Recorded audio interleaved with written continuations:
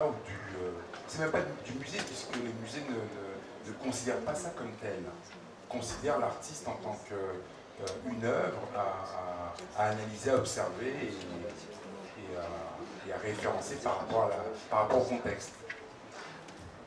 Véronique, qu'en pensez-vous? Parce que vous êtes aussi dans une situation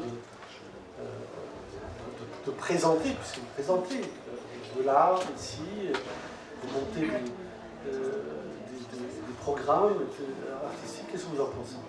Oui, moi je rejoins ce qui a été dit sur ces artistes qui sont dans... Voilà, Catherine parle d'auto-exotisation. Je crois, moi je pense aussi que c'est une forme d'orientalisme intériorisé, c'est-à-dire qu'on reprend effectivement les images que montrait Ziodine sont des photographies qui ont été prises vraiment au tout début de la photographie, c'est-à-dire... j'ai noté que ça correspondait en fait à l'extension de l'Empire colonial, en fait, l'invention du daguerreotype date de 1830, la prise d'Alger de 1839, et il y a vraiment cette idée de conquérir un territoire et d'essayer de... Voilà, on voit je remonte la photo parce que c'est vrai que c'est assez différent.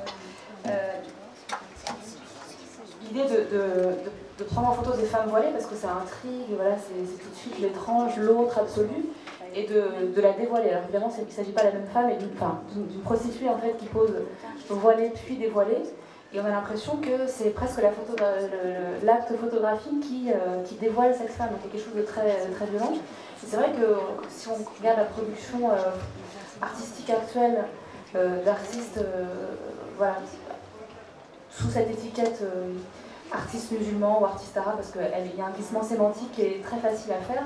Il y a un travail autour on trouve toujours les mêmes thématiques en fait. Effectivement, le voile, l'intégrisme, etc. Donc c'est complètement intériorisé. Et par exemple, donc là on est à l'Institut des cultures d'islam, vous parlez de la programmation.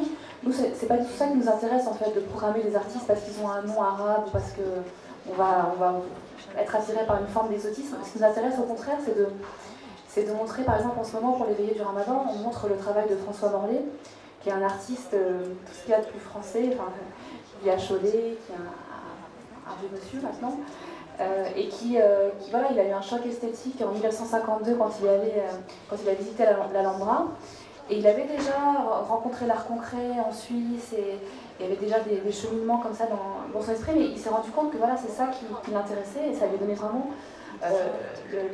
la force et l'ambition de faire un art très radical, un art géométrique extrêmement dépouillé et sériel. Et nous, c'est ça qui nous intéresse à l'Institut des cultures d'islam, c'est de mettre en avant en fait, le fait que justement il n'y a pas d'un côté un art arabe ou iranien, mais il y a bien sûr, mais ce qui nous intéresse en tout cas, c'est de montrer un socle commun de références artistiques dans lesquelles les artistes peuvent puiser en fait. Et à côté de François Morlet, on expose donc le travail de Mehdi Moutachar. Et quand j'ai rencontré Mehdi, il me disait que justement lui, il avait, enfin, ça parle à sa place, mais ce qui m'intéressait en tout cas dans son discours, c'est qu'il a étudié les beaux-arts à Bagdad, puis à Paris. Et en arrivant à Paris, il a eu aussi si je me trompe, un choc esthétique en voyant Matisse au musée d'art moderne, en disant mais en reconnaissant quelque chose d'extrêmement familier finalement.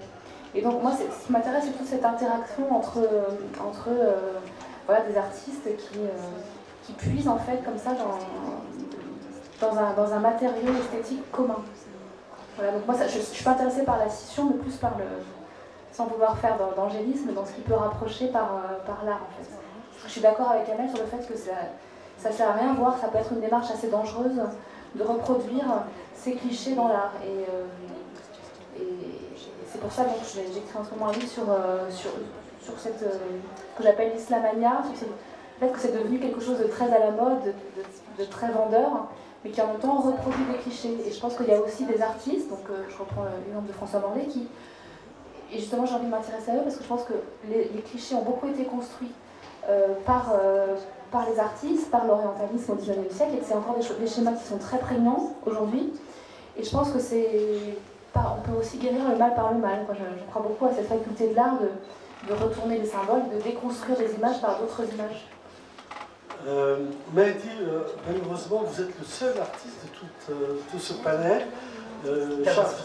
voilà, responsabilité très lourde pour vous. On va vous interroger chacun peut-être de son point de vue. Mais pour vous, ça veut dire quelque chose tout de même, une inspiration arabe. Hein? Moi, par exemple, j'ai lu un texte de vous, vous parliez de la calligraphie. Moi ça me dit quelque chose lorsqu'on met une étiquette sur quelque chose, sur une inspiration qui fait appel à des formes, mais aussi un sens, une culture. Ce n'est pas seulement une allusion qu'on fait. Alors, évidemment, il y a des artistes, et vous en connaissez autant que moi, qui ont utilisé la calligraphie comme une sorte de fioriture, une pseudo-calligraphie pour une sorte d'ornementation plutôt. Mais ai-je tort si je vous dis que votre inspiration, elle reste, même s'il y a une rencontre avec l'art occidental, il y a quelque chose qui reste profondément arabe.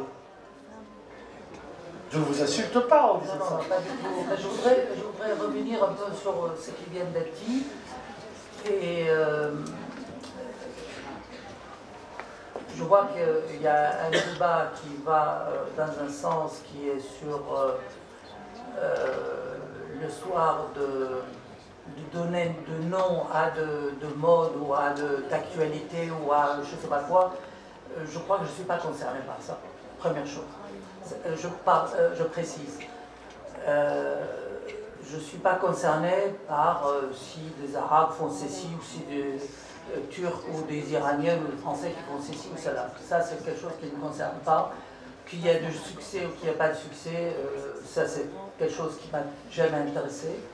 Par contre, moi, ce qui m'intéresse, c'est des êtres humains qui appartiennent à de lieux géographiques, qui appartiennent à des cultures, qui appartiennent à de conditions, qui à un moment donné de leur histoire, pour X raisons, produisent quelque chose de leur humanité. Et cette production, elle est intéressante ou elle n'est pas intéressante. Donc, je ne crois pas qu'il y ait actuellement... je suis totalement d'accord avec Madame David, qui dit qu'il n'y a pas plus d'art islamique que d'art chrétien, etc. Donc ça, c'est un premier point. Deuxième point, je reviens sur votre mot qui, je mettrai entre parenthèses, sur le soir d'inspiration. D'abord, je ne crois pas à l'inspiration. Donc c'est réglé, c'est tout court, parce que pour moi, l'art est une activité qui ne dépend pas d'inspiration, mais est une activité extrêmement sérieuse et extrêmement compliquée, qui dépend, c'est comme pour moi un artiste, c'est comme un laborantin, c'est comme un scientifique, c'est comme un mathématicien, c'est comme un philosophe. Il essaye de puiser dans ce qu'il sait faire, dans ce qu'il a, humainement, et de construire des signes, de construire un discours, de construire quelque chose qui lui appartient. Et à travers ce discours, ou à travers cette construction, il peut ou ne peut pas rejoindre le train de l'humanité. Qu'il a une particularité qui appartient à une culture islamique, ou appartient à une culture hindoue, ou appartient à une culture chinoise, ou une culture... C'est évident, parce que les hommes sont divers, vivent dans des conditions diverses et variées. Donc, mais je reviens, je comprends le sens de votre interrogation sur le soir, est-ce que j'ai une particularité? Évidemment, j'ai une particularité puisque je suis pas français, bien que j'ai une nationalité française, c'est-à-dire je ne suis pas français dans le sens où je n'ai pas été, je n'ai pas mangé de pâté de cochon en Auvergne, je n'ai pas joué dans la cour de récréation. Vous n'avez pas été au pique-nique républicain. Voilà, j'ai pas été. Donc j'étais ailleurs, j'ai d'autres conditions. Mais est-ce que ces conditions matérielles, géographiques, culturelles, que j'ai vécues, bon.